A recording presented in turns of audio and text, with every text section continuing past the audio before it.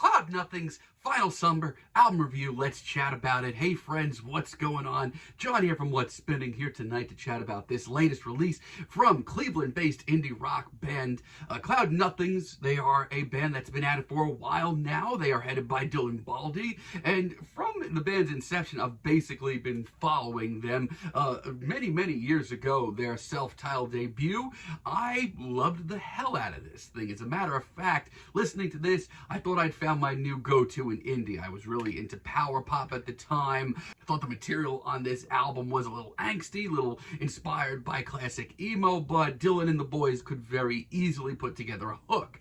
I was actually surprised that a lot of people weren't talking about this album a little bit more. But with the next few years, Cloud Nothings really took a different direction, and much more for the better in the long run, because very quickly the band took their sound and added in a healthy dose of post-hardcore with their following records, like Attack on Memory and Here and Nowhere Else and Life Without Sound as well. These were albums that took the roots of the Cloud Nothings formula but cranked up the guitars, put in some really tense, dramatic production as well. However, at the forefront was Dylan Baldy's lyrics most of the time. Even their 2018 album Last Building Burning, while not as fiery and raw as some of their early recordings, I still believed that Cloud Nothings were putting out some of my favorite rock music, period.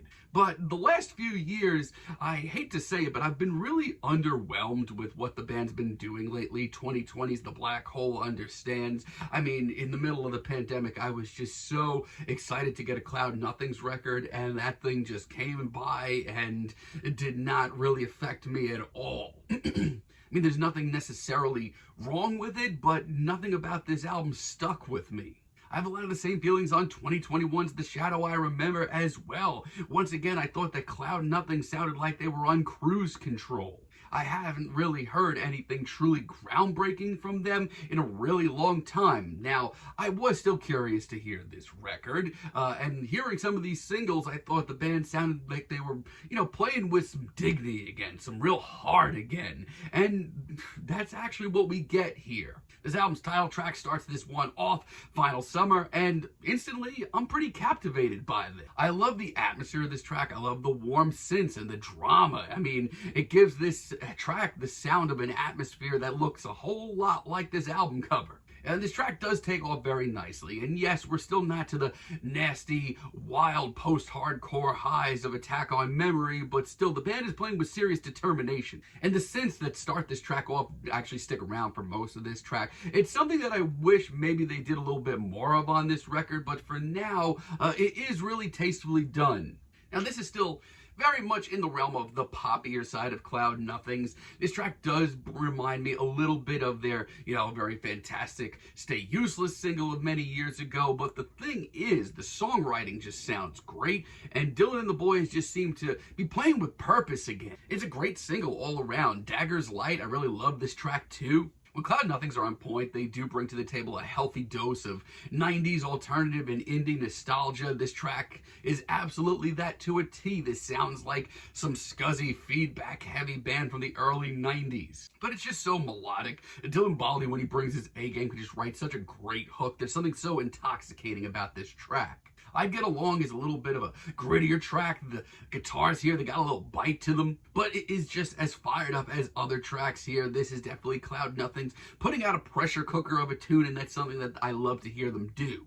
We get some wiry guitar solos and some post-hardcore influenced drum fills. And yeah, maybe lyrically this is a little straightforward, but in the constraints of this track, it works really nicely. Mouse Policy, one of my favorite deep cuts here. This is one of the more upbeat and sort of, unhinged tracks here. It's definitely a little punkier, and Cloud Nothings are inspired by classic emo, but Dylan's songwriting on this track continues to be the star.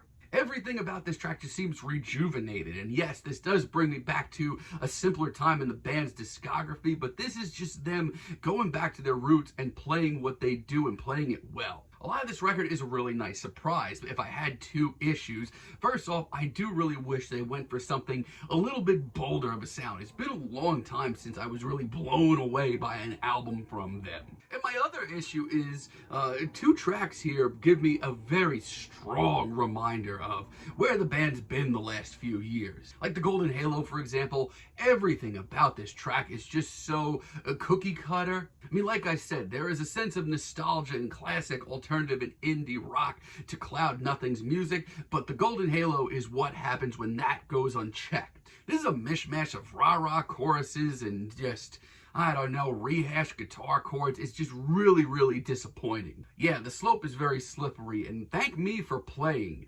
Wow. I don't know where this track came from, but I think it should just really just go back home because I don't know where this track came from. This is the nightmarish alternate reality of what this album could have been. I mean, it does have a lot of the same qualities as other tracks here, but lyrically, my lord, this is some of the worst Cloud Nothing's lyrics that I have ever heard.